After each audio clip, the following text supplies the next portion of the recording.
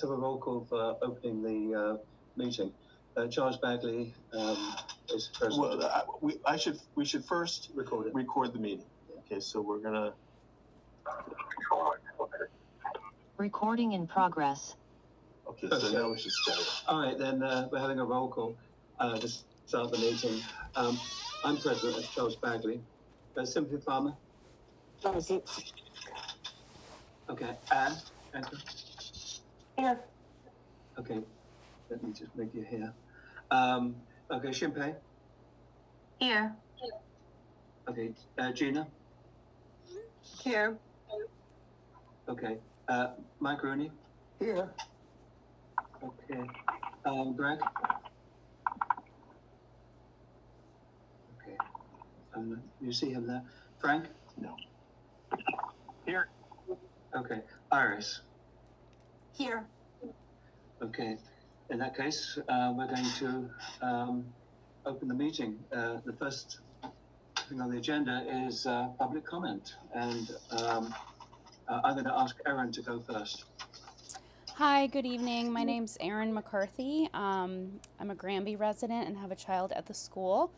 I just wanted to express some concerns. I recently learned from communications with DESE that both of the new board candidates were denied by the state, and that the state had informed the board in advance that they would not be approving any candidates until the state's conditions had been met. But in April, the board went ahead and voted to recommend 2 new candidates to the state anyway, and then later received another letter from DESE basically saying, we're not approving these, we already told you this, why did you do this? So my concern is just that this reflects very poorly on the board and the school. It also raises the question of how seriously the board is taking the conditions that the state has placed upon it. If the state gave advance notice that they would not approve new board candidates, and then the board just went gung-ho and did it anyway. So I do hope that the board is taking these conditions seriously and is considering how your actions reflect and represent our school. I also saw on the agenda that tonight you'll be discussing some of those conditions, including training and transportation. I was not, I don't know what your transportation plan includes, but I do hope that it reflects an effort for more equitable transportation at the school and making it easier for some of our farther and lower income districts to get to the school, and includes a plan for after school activities, because some of our farther districts, those students have no way of participating in these enriching extracurriculars if they don't have transportation because their parents are at work or they live far away. So I'm looking forward to seeing the transportation plan and hope that that reflects some extracurricular options and also some options for summer school. And as always, I would continue to ask that the board start sending out communication, reminding and letting families know when these meetings are, or that the board encourage the school to put these meetings on the actual school calendar or have the school send out reminders. PVPA, which is a school that PVCICS often compares itself to and sees as a peer, has a website where they very easily advertise these meetings. Their board meetings are on the school calendar, and it seems that's what engagement looks like. So as the board works towards these conditions and seeks to improve itself, I hope that engagement is also a goal here. Thank you. Thank you very much, Erin. Okay, Rachel, are you there? Hi, good evening. This is Rachel Fiore of Springfield. I'm a parent of several students at PVCICS. Here to talk about transportation for a bit tonight. Hopefully the full Board of Trustees received the side-by-side copies of the 2 versions of the 2024 parent survey that I received from Principal Long months apart due to a state appeal process and questionable redactions obscuring information that is subject to public record. In other words, a lot was blacked out that shouldn't have been. I want you to know that there is information about all of the issues parents have raised in recent years, and I would hope the board has had a chance to review information in order to self-assess to fulfill the conditions placed by Bessie on the expansion amendment. I'm going to read a few bullets from an AI summary of what the transportation access needs highlighted from the survey, just to give an idea of the feedback that was collected there in case the chairperson did not, as I asked him to, pass it on to the full board. Not sure if that happened because he did not confirm either way. Let's see. All right, so number 1 is bus concerns. Parents expressed the need for better organization and safety on the school buses, including suggestions for bus monitors to ensure student behavior. There are requests for more efficient bus routes and clearer communication regarding the schedules and any changes. 2 is communication, which comes up a lot around here. Many parents emphasized the importance of regular updates from the school regarding transportation arrangements and events, which is still a problem this year. We don't have a survey from 2025 because Principal Long hasn't sent one out, said she might not. So we don't have that, but it was a similar situation of things filling up within an hour of being released, and that was parents telling each other that the transportation was live and online. It was not the school. So just take note of that. That's how we're communicating. Parents are just setting up their own chat spaces so that they can get information about what's happening at the school. So that's pretty sad. All right, so back to the summary. There's a call for improved communication about school policies that affect transportation, such as parking and drop-off procedures. Number 3 is safety. Safety on buses is a priority, with mentions of needing adult supervision to manage student behavior and ensure safe environment during transit. Parents also highlighted the need for a safer drop-off and pickup process to reduce congestion and stress for families. And number 4 was access. Suggestions included providing transportation options that accommodate families living in areas not currently served by school buses. There's a desire for more community engagement opportunities that would allow families to connect with the school and understand transportation logistics better. We're at the 3-minute mark, so okay. if you yeah, Do you have another point, or I've got 2 very short little paragraphs, if I could finish. Please. Okay, thank you. I also know that there is interest to participate in some of the transportation planning by families, and Principal Long told us that the board will be in charge of that, so she really has no pull there, is sort of how she explained it. So I'm asking that plans to include parents in these discussions be addressed before long, because as far as I've seen, there hasn't been any addressing that. Finally, the school has a PRS investigation open right now, addressing whether special education students here are having transportation access withheld for extended year services during the summer. I look forward to knowing the extent of the issue and expect that whatever the findings, that the board will address it in the transportation plan that they submit. Thank you. Thank you. Okay, let's see. Okay, we've got the minutes now. Everybody's had an opportunity to review the minutes. Has everybody done that, or should I postpone the vote on the minutes? The minutes actually went late. I'm not hearing anything.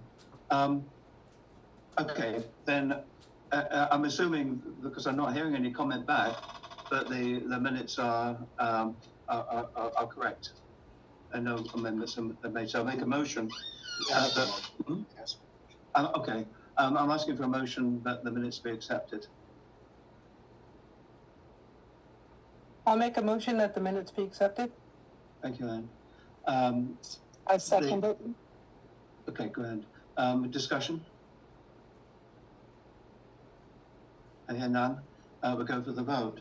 I'll read it from the top of my list here. Charles Bagley, yes. Cynthia Farmer, Yes. Anne Carlshus, Yes. Jim Pay Norman, Yes. Gina Occasion, Yes. Mike Rooney. Yes. I'm assuming Greg's no longer is not here at this time. Not yet. Okay. Frank Soleimani. Yes. Okay. Iris Tang. Iris, are you there? Can you see her on the screen? All right. Yes, sorry, I forgot to unmute. Fair enough. All right, then the motion passes. Let's see. We now move on to the charter amendment conditions, and I'd like Shinpei to talk about the training aspect and what's happening with Desi. Shinpei? Yes, let's talk about that. So we have completed 3 items out of 4 so far in condition 1 and 2, and recently have communicated with Elisa to submit our deliverables. Today we just got back from Elisa. She understands that we will be talking about our bylaws today, and she wants to learn more about our submission regarding the bylaw. And then we will have a meeting with her to go forth. So by the 3 items out of 4, so far we have completed the training of, the first one is the self-evaluation, which means, let me just check what I wrote here.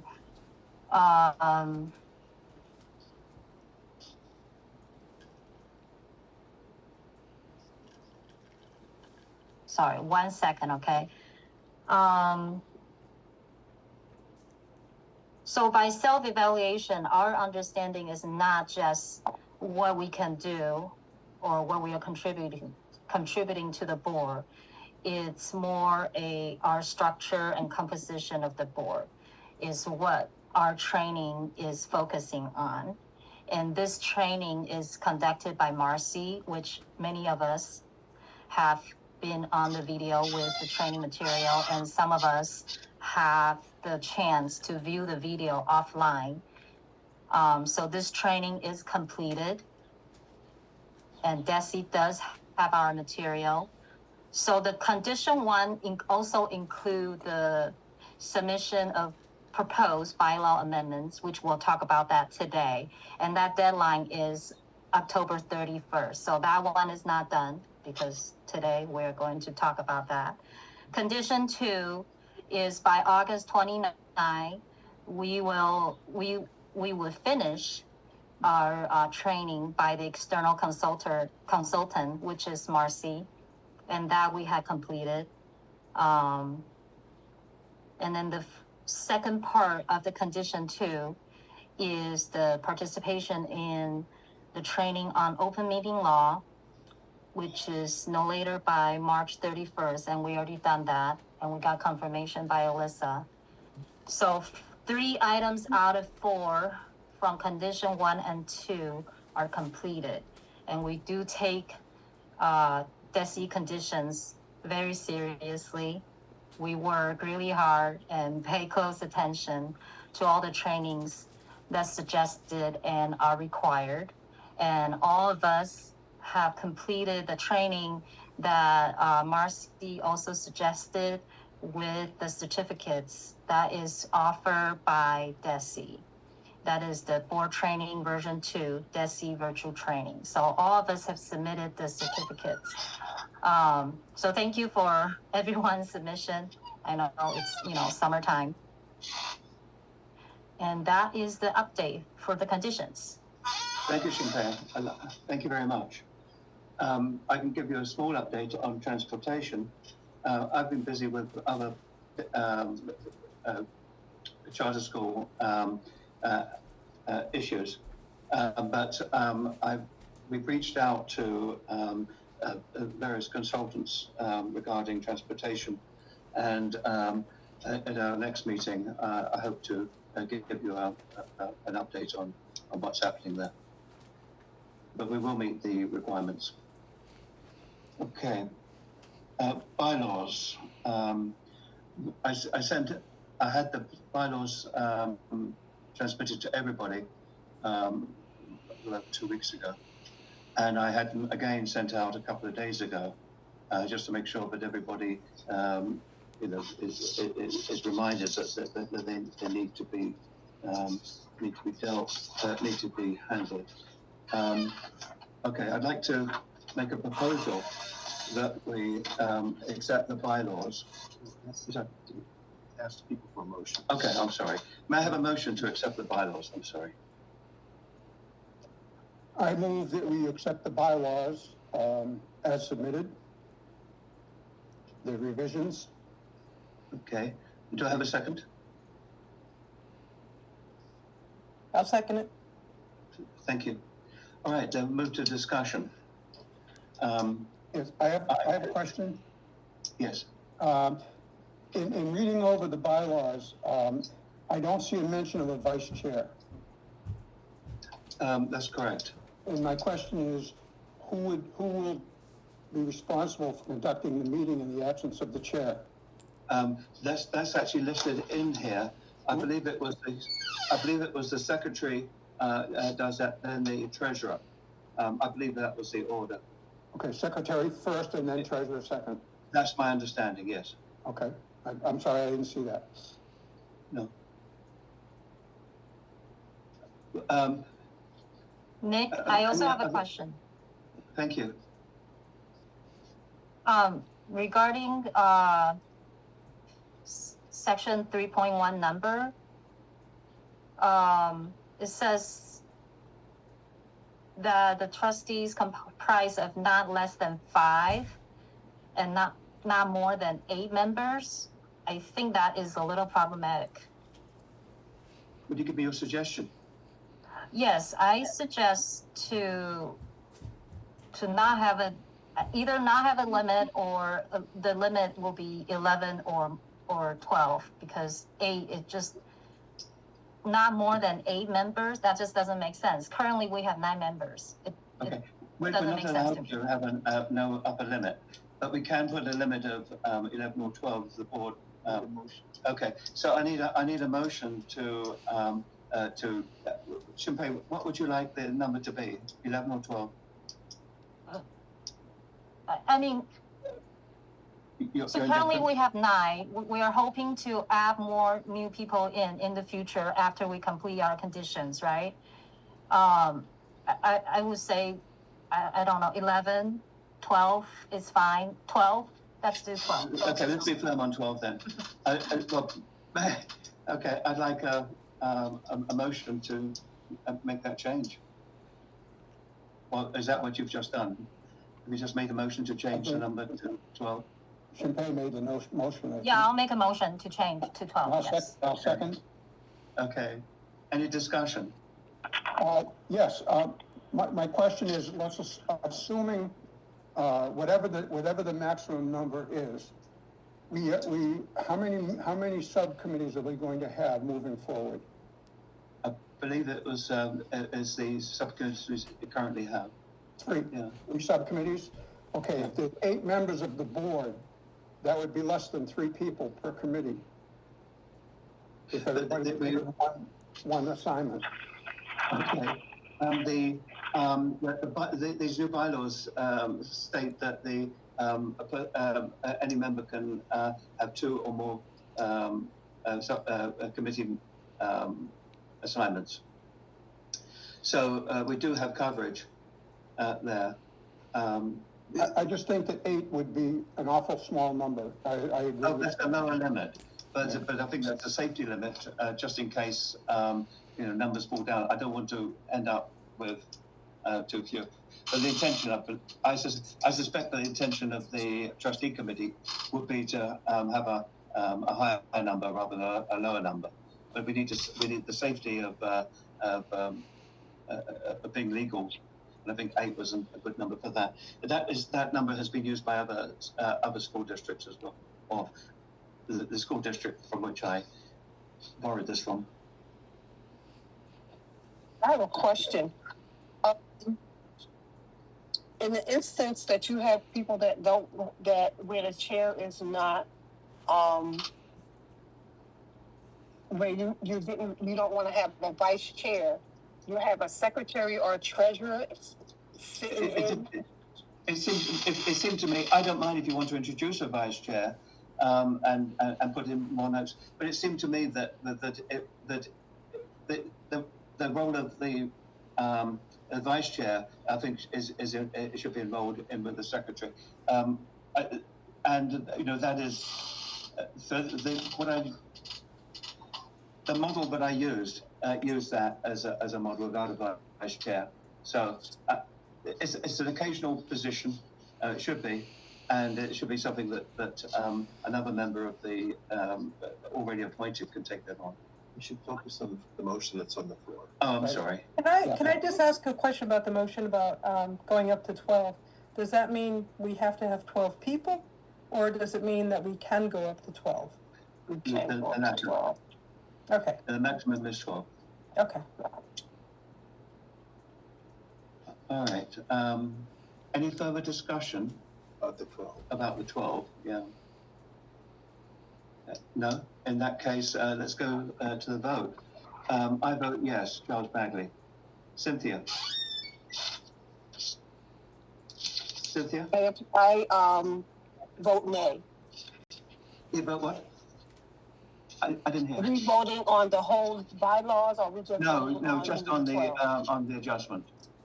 The adjustment from 8 to 12. Oh, the adjustment from 8 to 12, yes. Okay, good. All right, Anne? Yes.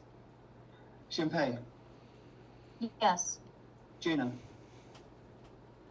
Yes. Michael? Yes. Greg?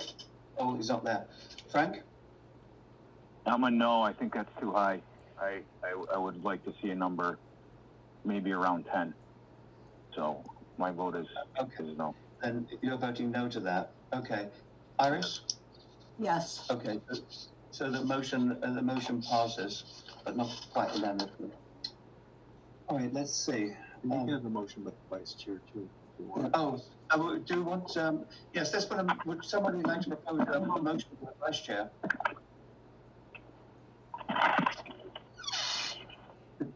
Do I have? I move that the bylaws be amended to include having a vice chair.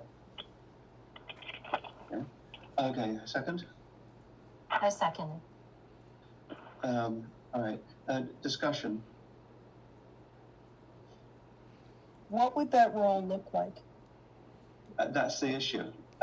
It really takes on the duties of the. It would take on. It's not here, but it would take on the duties of the chair in the absence of the in his or her absence, and it seems to me. Well, I can make my opinion. So is that answering your question? Sorry, who seconded that motion to include a vice chair? I did. Thank you. Okay. So I think I've answered the question. If we were to put that in, then it would basically just to take on the position. But it seems to me that the position is redundant, and that the secretary is fully capable of taking on that role. When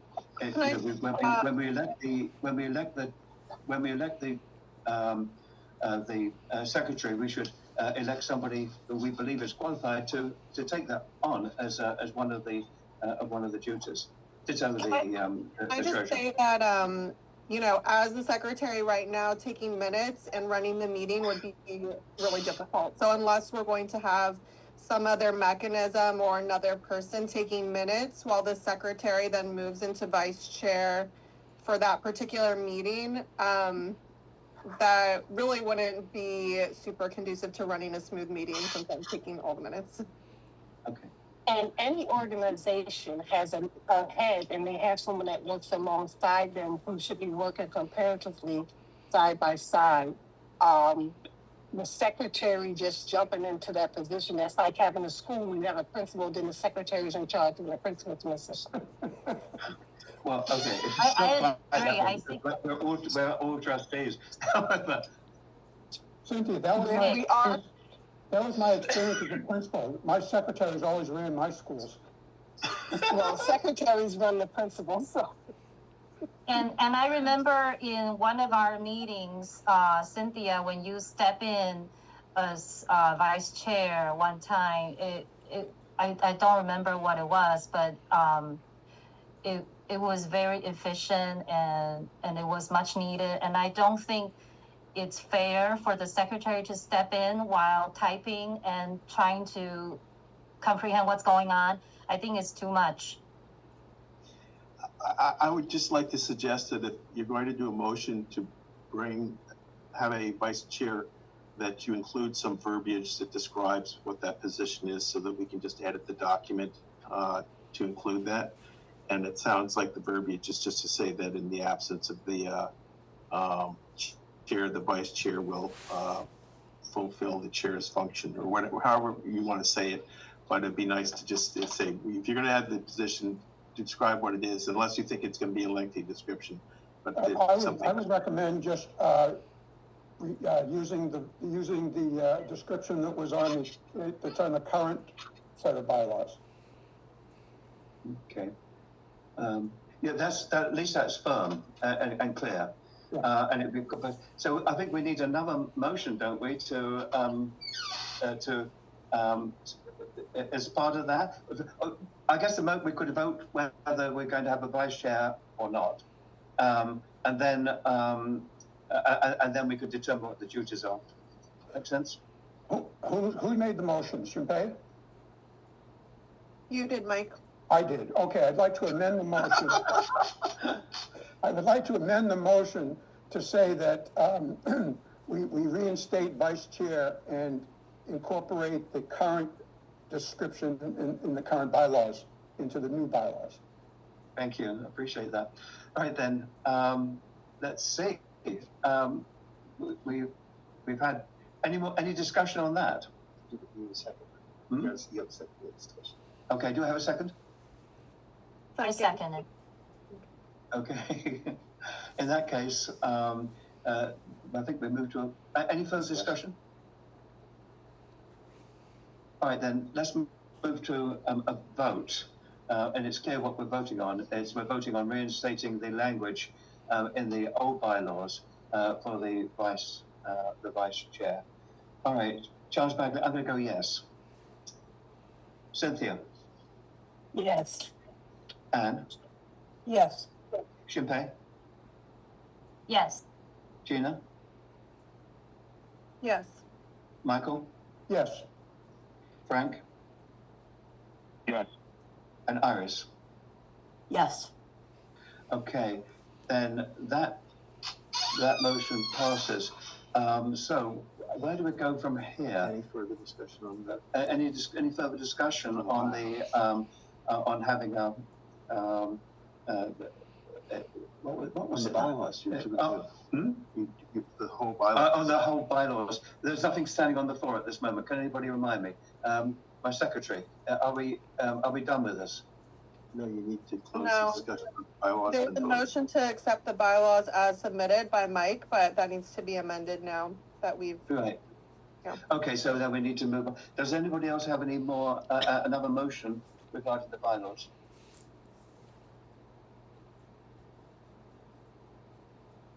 I'm not sure what the motion would be. To accept the bylaws as amended. Yeah, okay, I make a motion that we accept the bylaws as amended. Okay.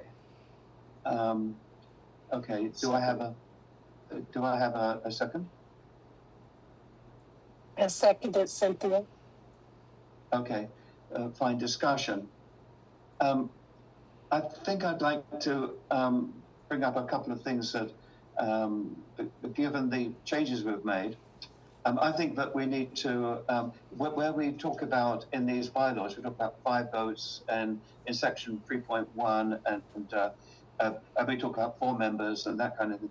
It seems to me that we should change that to 2/3 in both cases. 2/3 of the, anywhere where there's a number like that, where it gives a number of trustees, change it to 2/3. Can I have a motion to that effect? What is it now? Is it simple majority now, vote? Well, in these bylaws, I think I don't recall actually. I don't recall a vote. In here. I don't recall a vote being that close. Hmm? I don't recall a vote being that close that whether it was a simple. No, but it's, I want to be, but I feel that if we were to go to 12 members, and we're talking about numbers like 5 and 4 to do important things, I think it's a little bit dangerous. Yeah. Okay, so that's why I'm going to suggest that where we see that, we change it to a 2/3 or any other number that you feel is even a simple majority, whatever the board wants. We can put it. Shall we make a motion to change the? I'll make the motion to change the every place where it specifies a number of members, but it becomes 2/3 when it. Is that too dangerous? Well, in section 3.1, where it says 4 or 5, change that to 2/3. We get that onto the floor. Would that be acceptable? Okay, then. Yeah, let's see. Let's have a second to that. A second? You saying 5 members to vote for someone to be elected? You saying 2/3 could be elected? To the board, I think that's reasonable. But let's see what everybody thinks. Are we referencing any vote that the board takes? This is anything in section 3.1.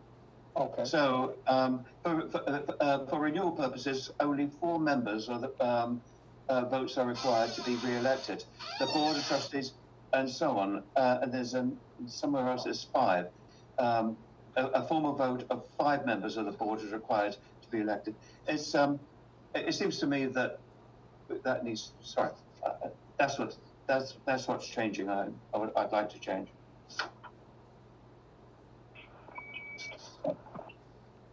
So I put a motion on the floor. I've had it seconded. Was there a second?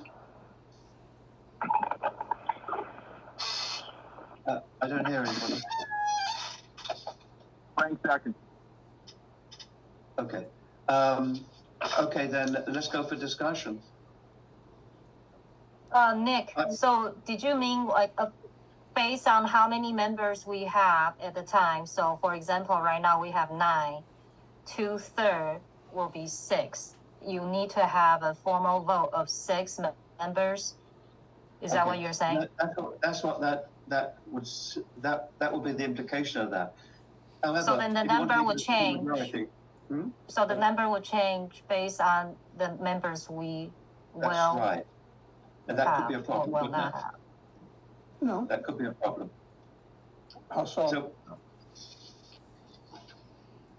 if the number goes up, then the number of votes Yes. required for 2/3 yes. already would go up. However, let's say if someone doesn't turn up at a meeting, There'd be 2/3 of the members present. It would be 2/3 of the members present, yes. okay. So we need to.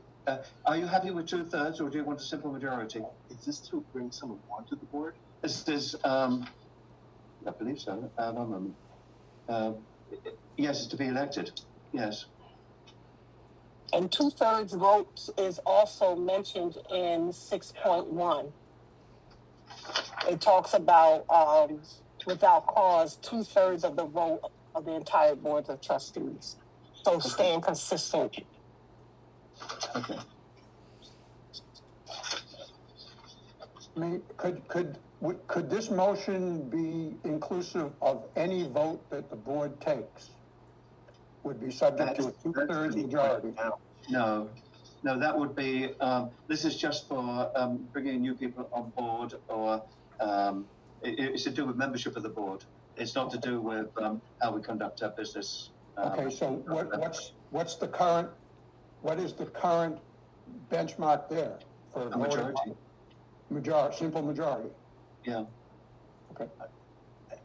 And I wonder aloud whether if you say 2/3 to bring someone onto the board, whether that could be an obstacle to, at some point to populating the board if it gets too fussy, but that's your call. I'd love to hear more discussion.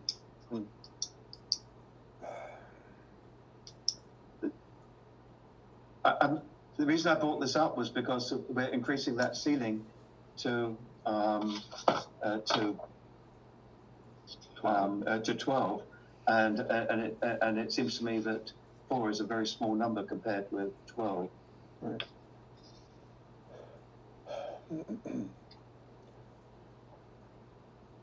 As written, 5 of 8 is a little bit over 50%. Okay, so the current version of this thing is basically a 50 over 50%. Okay, but the well, yeah, it's not 4, so 4 is 50%. So it's but 2/3 may make sense. That's up to you. I think it makes sense, and as Cynthia said, it's consistent with other parts of our bylaws, so I'm in agreement that 2/3 for electing new trustees makes sense here. Okay. Any any more discussion? And we're voting to go to this 2/3. Exactly what was the language? It was 2/3 of those present. Was that what was said? Would someone remind me? Was that what it was? Okay. Let's go for the vote then. Give me half a second. All right, I'm going to vote yes. Cynthia? Yes. Cynthia? Okay. Anne? Yes. Shinpei? Yes. Gina? Yes. Mike? Yes. Okay. Frank? Yes. Iris? Yes. Thank you. The motion passes. All right. Is there any? Are there any other points that people want to? Anything else that they want to change in these draft bylaws?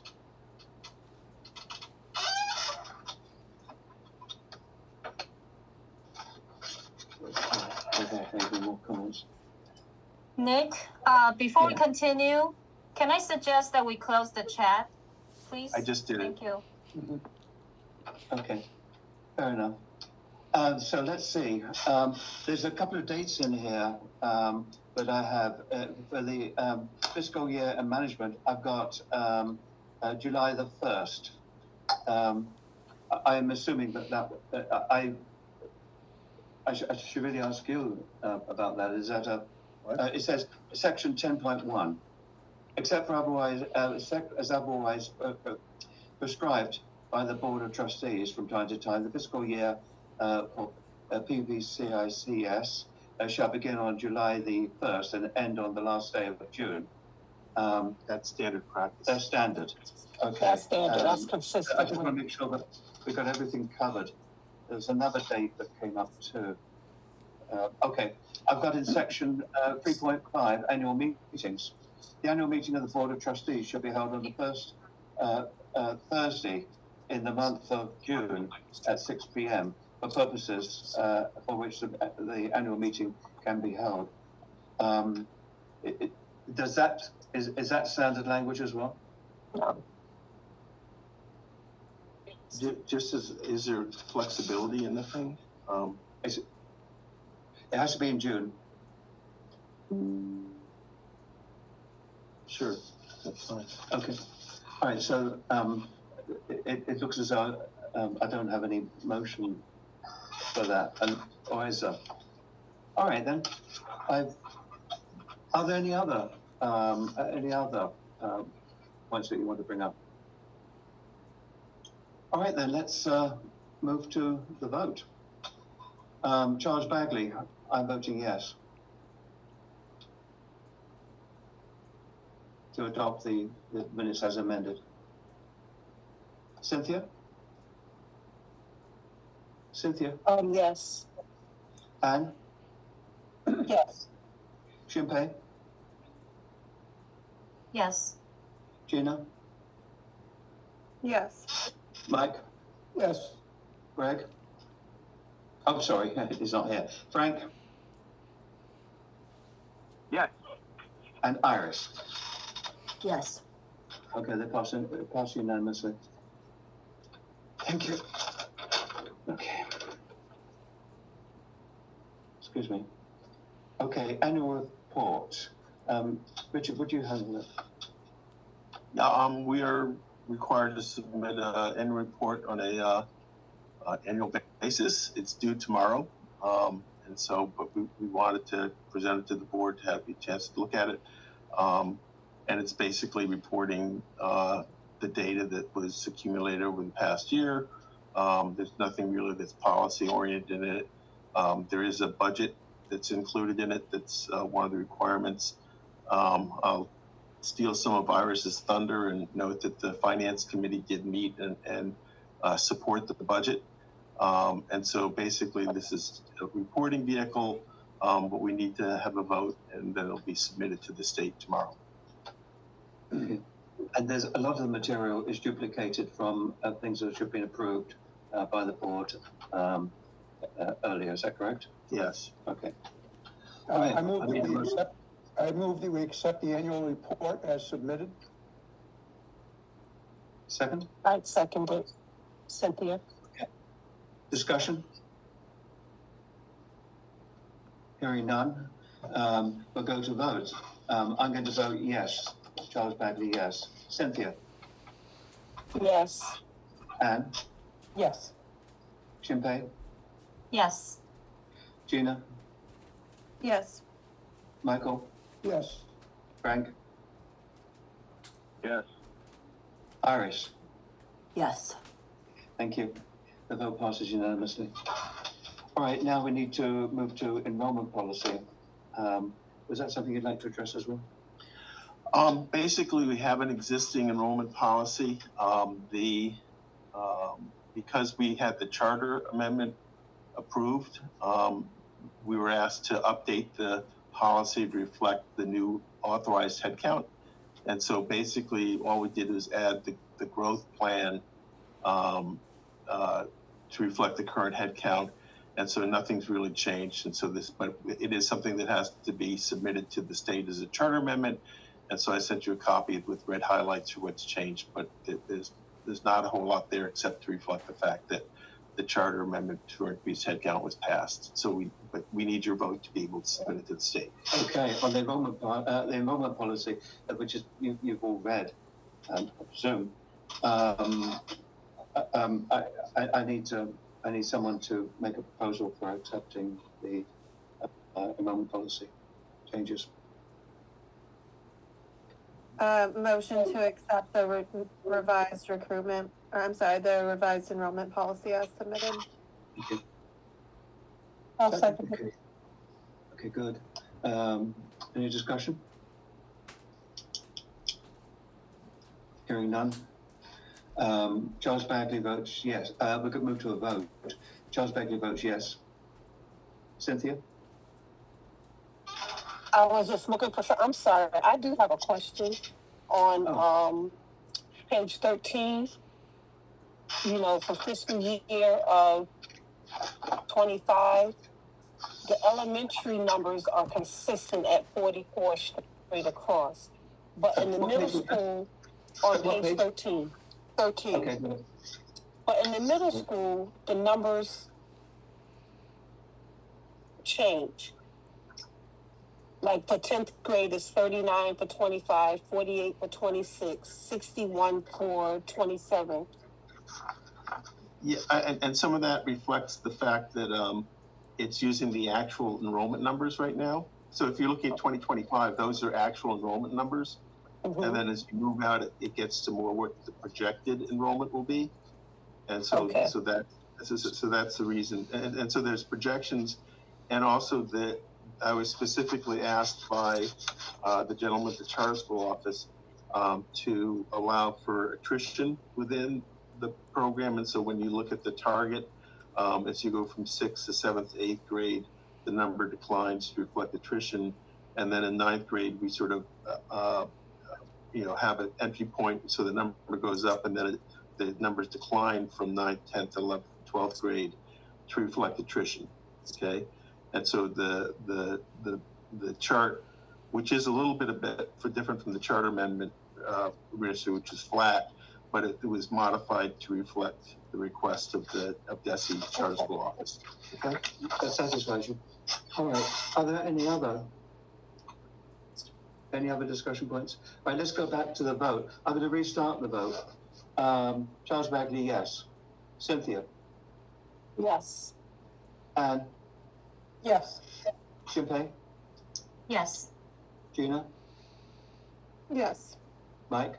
Yes. Frank? Yes. And Iris? Yes. Passes. Thank you.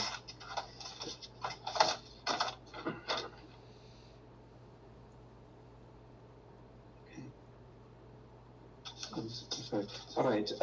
Student, we got another. The student trustee recruitment process. We need a vote for that. You want me to update on? Yes. Would you tell where the updates are? Basically, the board attorney looked at this and had some suggestions for the policy, just to make it more to take care of some odds and ends in it. And so again, I sent you a copy of the. You previously approved the policy. I sent you a copy with red highlights to reflect these changes that were suggested by the board attorney, and so that's what it is. Okay, then I need a motion to accept the student trustee recruitment, the new student trustee recruitment process.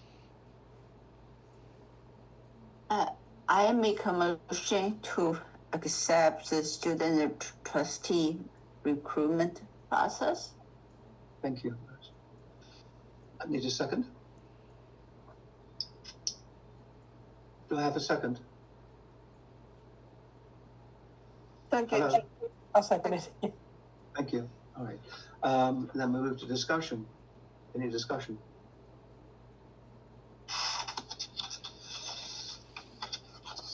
Okay. I just have a quick No. question. Yes. We are voting for the changes that the lawyer made. And so we previously already voted on this. We Yes. voted on the basic one, but then there was the lawyer has found language in there that needed to be polished. The board has already approved the policy, Okay. but the board attorney looked at it and thought that there were some additional edits that might be made. And so these are her suggestions to improve the existing approved policy. And they're in red. Okay, thank you. All right. Fair enough. So I think what we're doing is right now we're moving to the vote, isn't it, correct? Listen, discussion. Is there any more discussion? Okay then. I'm voting yes. Cynthia? Yes. Anne? Yes. Shinpei? Yes. Gina? Yes. Michael? Yes. Frank? Frank? Yes. Okay, and Iris? Yes. Thank you. The vote passes. It passes. Motion passes. let's see. All right, we've got committees and task force reports. The Trusteeship Committee. Frank, do you have anything to say on that? I have nothing at this time. Nothing? Okay. Finance. Yes, the finance committee met last Tuesday, July 22nd. And we voted to support the budget. And we also voted the renewal of the current auditor. So, How were those votes? Huh? Did we vote in favor? Did we vote in favor? Yes? Yeah, we did. yeah, we did. Yeah, well, we voted to support the, and yeah. Okay.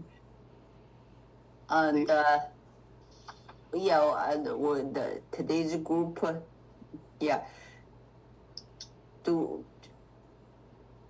May I have a motion to approve to renew our current auditor? Okay. There's motions on the floor. So Iris is making the motion? Okay. Discussion. We need a second. Oh, I just have a Okay, second. Yeah. Discussion on that. I mean, we see no good reason to change. We've had good service, and the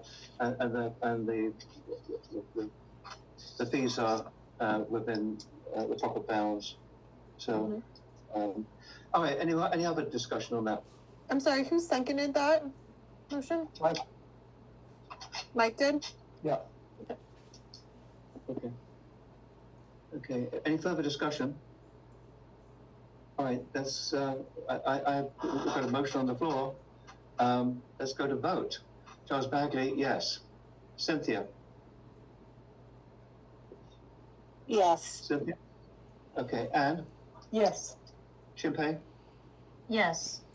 Gina. Yes. Michael. Yes. Frank. Yes. Iris. Yes. It's unanimous. Thank you. All right. There's another. Sorry. Wasn't there another thing for the Personnel. Personnel. We'll go straight on to personnel, right? All right then. Personnel. We've got the principal's job description update. Yes, hi everyone. So the Personnel Committee has met twice this summer to discuss the principal's job description. And we have an updated description. Did that circulate? Did everyone receive that? I'm not sure if I got it, so I didn't send it out, so I may have erred, but we can certainly get it out for the next meeting. Okay. I apologize. If that's happened. The other possibility is if you know what it hasn't been sent out. I don't think it's fair to vote on it. No. So we'll postpone that vote until the next meeting. Okay. All right, Kathy, you're on. Hi, everybody. Hi. Happy summer. These 20-degree temperature changes are quite impressive. I don't have too much since the last meeting. I did make some notes, so if you, Rich, can you make me host, then I can just share just some notes. I mean, I can actually verbally go through it too, because I knew this was going to be a longer meeting. You're the host. Okay, thank you very much. Okay, can you guys see what I'm seeing, or see the slides? Oops, sorry. Yes, we can. You can see? Okay. All right, so we're in the middle of the summer. Essentially all the students are on summer break. They left June 12th and they'll be back, if they're returning, on August 26th. Almost all of the staff and teachers and other admin, except for basically Rich and I, are on duty in the summer. The staffing levels for the summer, just for your information, are flat. We keep it to a bare minimum. We have office staff part-time, IT is also staffed, and facilities and cleaning. Facilities and cleaning, just for you guys, I really appreciate the board over the years supporting our budget. If you read the newspapers, you hear a lot about schools having tight budgets. I actually feel it's that way year over year, but we don't really, thankfully, haven't had what some districts call a fiscal crisis. I think part of that also is the teamwork of not only the board, but with the staff themselves. So for example, facilities and cleaning, what I wanted to mention was we used to hire contractors to do floors and moving furniture. And for anybody in the school, we have quite a few classrooms and a lot of furniture to move in and out where the floors are completely done. For the last couple of years, actually, let's see, 2 years, we've actually had, this year we have a teacher, 2 teachers and 3 paras who wanted to work in the summer to basically do cleaning and facilities, basically a lot of moving, painting walls. It's fun to see them. We're all in shorts and t-shirts, and it's a different thing for them, and they get summer pay. So we ask for volunteers. We don't force anybody to do this. So that's what I also wanted to emphasize, the teamwork that happens.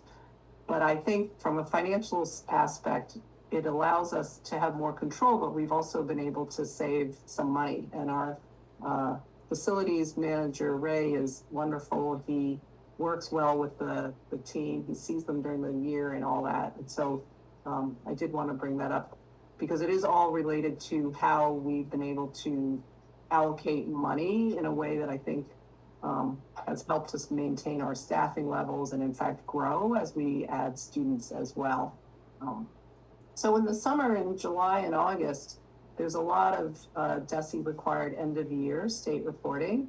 We do report throughout the year, but in July and August, we basically close out the school year and report on, I know it's a lot of acronyms, but I thought I mention this because I have before. It's basically student and staff information, and that's almost done. So those get closed out in August. I will say that we always have some technical glitches, not because of just us, but the connection between our software, the state software, something inevitably causes some strange, data issues. So that's why we have IT, and our registrar also is on duty. So we stay up late and work on things like that. I appreciate that you voted to approve the annual report. It will be submitted tomorrow. We did meet our metrics for the accountability plan, which has been in place for a number of years. And so, the nice thing was the format of the report was basically the same, but it seemed a little more streamlined. DESE did a great job sort of cutting out what I think may have been sort of redundant information of like, you could find it here. Why are we having districts cut and paste back and forth? The other something new this summer is our Booster Club, which is parent run, which is focused on the athletics program. Which again, athletics is eligible. The eligible students are middle school and high school, but parents who have younger students are also interested in helping out. But I've met with them, 4 times this summer, and they're planning work for a fitness room at the new location. Nothing is finalized. There isn't enough money to do it at this point. They're counting on grant money, fundraising. And so they have been working collaboratively on, what they think the athletic teams need. One of our PE teachers and our athletic director, we're also meeting with them to figure out what they really want is cardio machines. Like we have 2 rowing machines, 2 ellipticals, 2 stationary bikes right now for all of our teams. And then we roll them in and out of our storage room into the gym. So there's no permanent place for them to be. So that's part of the sort of, logistical space constraint that we have. But this is a plan now that we're gonna, in the future, have more space, that they would like a room that's sort of set up not huge, but set up with additional equipment. And weight machines are very popular with the athletes as well as the different coaches. I think in an earlier meeting, I showed pictures of our wrestling supporters. We're taking on the wrestling team from Granby. So they were also meeting in the summer to make sure that we were ready to host that team in the winter. I did want to talk a little bit about sort of broader community involvement. Our school has always tried to be good neighbors to the local universities, and our partnerships continue. Last year, we did start one with Amherst College. We've had an ongoing one with Mount Holyoke's MAT program, and also obviously UMass School of Ed. We've had a long-term relationship with them. So Amherst College, we had one student last year work with us. Well, I'm expecting again, actually I already know these three higher ed institutions will have at least one student here for pre-service internship or practicum. And the subject areas range from English to Chinese to science. The person from Amherst College actually is very focused on early literacy, so worked in elementary school. So it's great to have the universities nearby. Okay, moving right along, and these are all summaries. For the school year, Desi did send the current, there's a new commissioner, so welcome to him. We got two sort of general news, bulletins saying they haven't released all of the federal grants yet. In a normal school year, those are usually released and we have the final numbers, but the information was saying, we've released these, but we haven't released these yet. We'll get back to you when we have more confirmation on whether they're fully funded. So we're monitoring that. And again, thank you to the board for supporting the budget and watching the finances and working with the finance team and with Richard on this. It is an unusual year. We've never gotten a letter that says we're holding up these grants. But here's some of them, but not all of them. We did also simultaneously, around the time the commissioner sent a letter, get a notice from the Mass Charter School Association with a similar warning to all charter schools in Massachusetts: be, quote, conservative with your budget. Like be careful spending. So moving right along, our staff, that includes teachers, are returning either August 13th or the 18th. If they're new, we have them come back 3 days earlier. Everybody's back on the 18th. That gives a little over a week, really 7 to 10 days for a lot of classrooms set up, training, both mandatory and also training where we feel there's a need to do training. We also go through curriculum, and then we look at the assessment data that we got from spring of 2025. That data doesn't come out till after school typically ends. MCAS is currently embargoed. I think you've heard me say this every year around this time. So parents won't get their information about that until we push it out to Power School, typically mid to late September. But we will be getting all the embargoed stuff by the time the staff return. International Baccalaureate results were out, and teachers will come back to analyze those as well. I mentioned the first day of school for students is the 26th. We are starting, as we traditionally have, before Labor Day. The school calendar has been posted on the website for several months at this point, or maybe more than several months. I do want to note that there are links, as there have been for years, to the Board of Trustees webpage, which has the calendar, and also the CPAC calendars. This year we tried really hard, and I'm thankful to Desi for getting those dates and things out. We tried really hard to get all of the testing dates in the spring on the calendar. Sometimes we put the calendar up and say, we'll be adding the spring testing dates. But we were able to get those dates basically in because the test windows, Desi kept the test windows for their tests similar, and then IB publishes their test windows in advance, so we can always get that window in. We don't know, for example, with IB, we don't know which subjects necessarily are what days, but we know what the 3-week period is. So fall registration forms, which are annual forms, are gonna go to parents tomorrow. As we have since COVID, basically, we've pushed everything out through the PowerSchool parent portal. So I think, we hear some of the concerns about communications. We've stopped a lot of hard copy, and I'm also trying not to be the only person doing emails. So the PowerSchool parent portal is now the main source of information.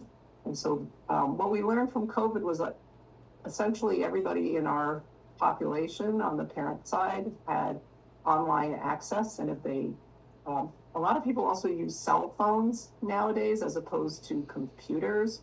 So there's a lot of change going on in how people access information. The forms are annual forms, and so for returning parents, they should look pretty familiar.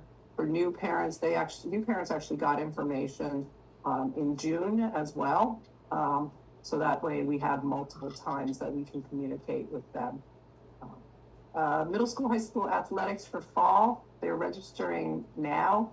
It's been slow so far because I think summer is typically, takes longer for registration to occur. But that ends on August 11th, and then the earliest practice is, according to MIA, August 15th. The last bullet I did want to mention is artificial intelligence, AI in education. We are still closely following it. I will say it's moving very quickly. I heard public comment where one of the parents said they use AI to summarize some survey information. I mean, AI it's embedded in so many products now, and it's something that, I think it's the rate at which it's getting used by adults in their workplace is exploding, in the sense that, anybody can go onto Google and you type something in and then the AI answer comes up. And I don't know how, I'm sure researchers are studying how many people actually scroll down further to see and do their own research. They might just take the AI answer. In education, when I say it's moving fast, we were contacted, one of our teachers actually contacted me saying, oh, there's a research project going on at a university, not locally, and they're studying AI in early elementary, which early elementary, they wanted to use AI in K-2. And, we're curious what our thoughts are. And, our thoughts are K-2, we don't want them on the computers all the time. So that was some feedback to them. And I bring this up to the board because I do think at some point, we'll be working on procedures or policies. I've had discussions with teachers about AI, and, as I mentioned, the initial conversations were about making sure students didn't use it to generate papers or cheat, basically. And because plagiarism detectors don't pick up AI generated text. And so this is becoming an issue of really reworking. A lot of discussions we've had internally is reworking our assessments, because having students go home and then turn in a paper, which is a pretty traditional model, is something that, we're going to combine in-school assessments or other ways to assess students, so that AI is a tool, not a sort of easy way to get something done. But I did want to bring it up because I think more adults are using it, and one of the things students are very savvy about is, well, why can't I use it? All my parents use it, all the adults use it, you guys don't write anything. So to counter that is really to educate them in terms of, what is appropriate and not appropriate. But my point about it moving fast is that it's also getting younger and younger. And so this research example that I gave of wanting to see the use of AI in education for early, like K-2 students, was it makes one think, what is education going to look like in the next 10 years? We also have parents who are very, very committed to not having any cell phones. There's a bell-to-bell initiative, and parents talking to other parents about taking there's a national pledge about no cell phones until a student is 14. So I think it's almost like these two these two things are almost opposite. But anyway, that was my last bullet. I think I appreciate your time.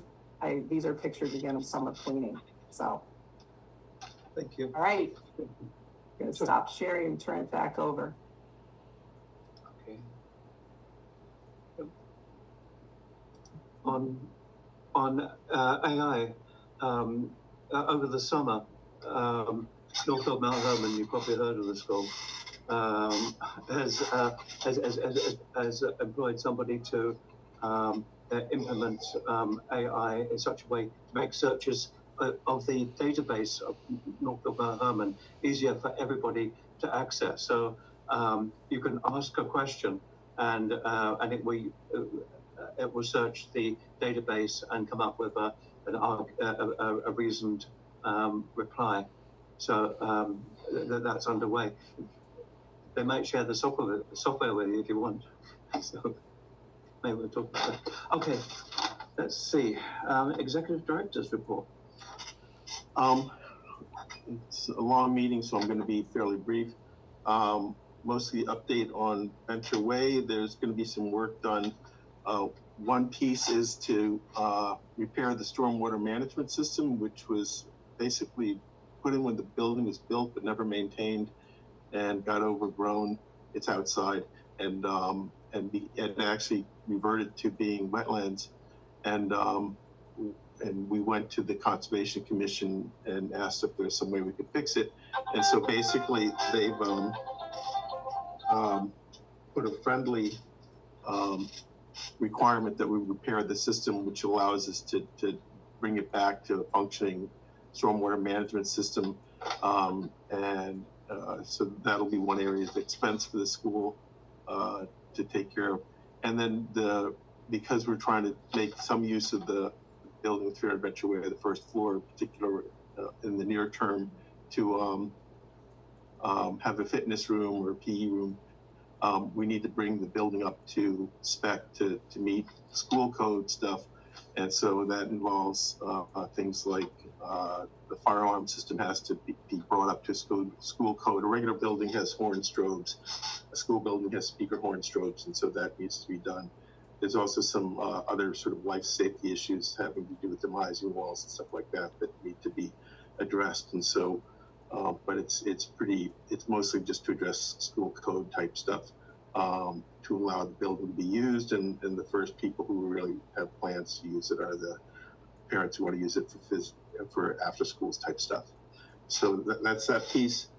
And then in terms of student recruitment, we're still seem to be on target for 612 students, but we don't know who's going to actually show up until the first day of school.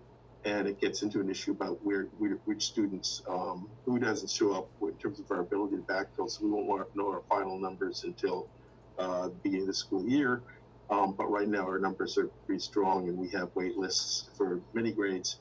And so our recruitment seems to be in pretty good shape. And that's really it, unless people have any specific. I'll also say that. What? Student recruitment update. Well, the fitness. Yeah. Oh, I said student recruitment that are headcount, but the school's finances continue to be reasonably strong.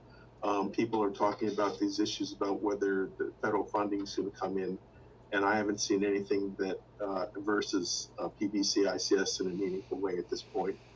There are some grants we're working on, and so we have to see what happens with those. But in general, we're in reasonable shape for the coming school year. So. Question on the room, the fitness room. Yeah. Is that going to be, who is going to be responsible for the supervision? I assume that, is it going to be, and this, I guess this question is for Kathy too, is it going to be just members of the athletic teams, or will other students be, have access? And who is going to be supervising? And, I think we need to make sure that whoever is supervising has appropriate certifications. And my focus is principally on building and making it available to the students, right?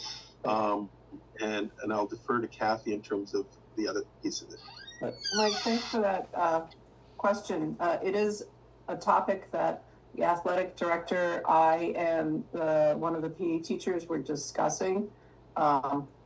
Initially, the athletic teams are going to use it, and the coaches would be there and supervising the students. We are not leaving it like open where any student could just wander in.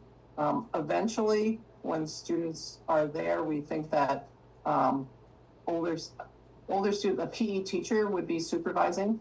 And so that's one of the things that we are aware of. We do know that the athletic teams are very popular. Like we added pickleball this year.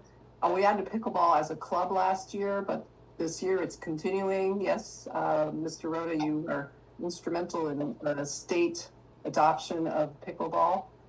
We're adding volleyball as a club as well.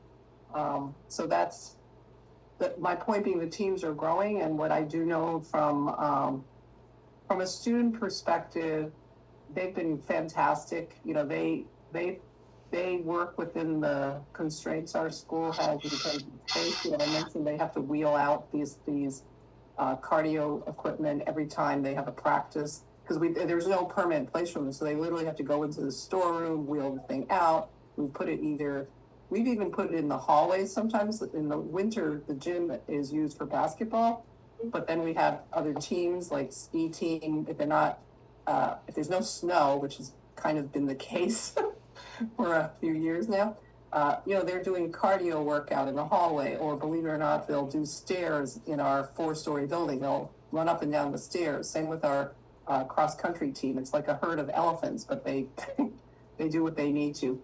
But yeah, the students will always be supervised, and I think, you know, it is growing. So at one point, I know one of the PE teachers recommended we consider an athletic trainer person who has special certification and really can help, you know, our athletes do the type of training that they need to do.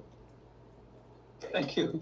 Interestingly enough, Kathy, the state, the MIA requires that schools have athletic trainers, although many don't.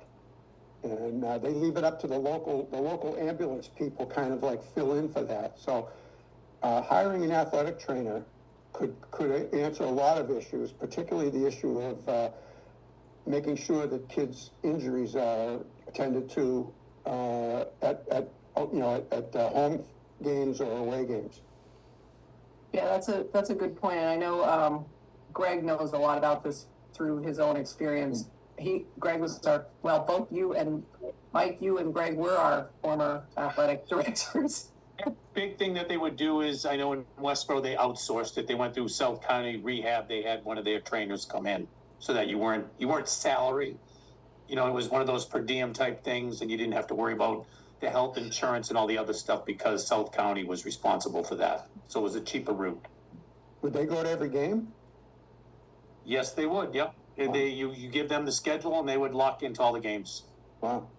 So I don't want to take too much time, but since this question was raised, the Booster Club in planning and helping and brainstorming and dreaming a little bit, to be quite honest, about having space for a fitness room, found a salesperson who designs these things.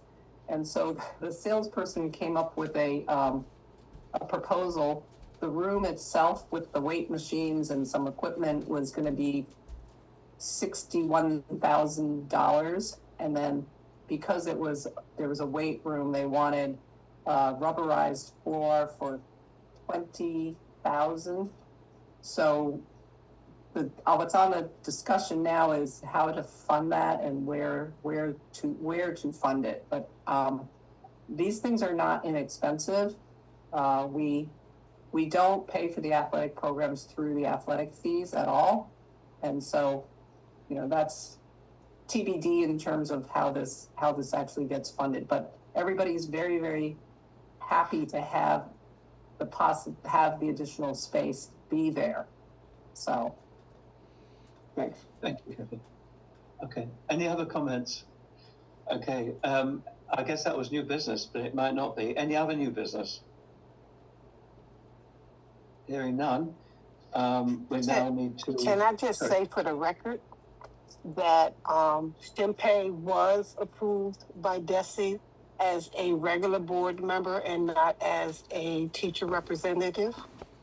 Out of the 3 that were sent in as a proposal to be approved. That's correct. Thank you. All right. I guess we now need to.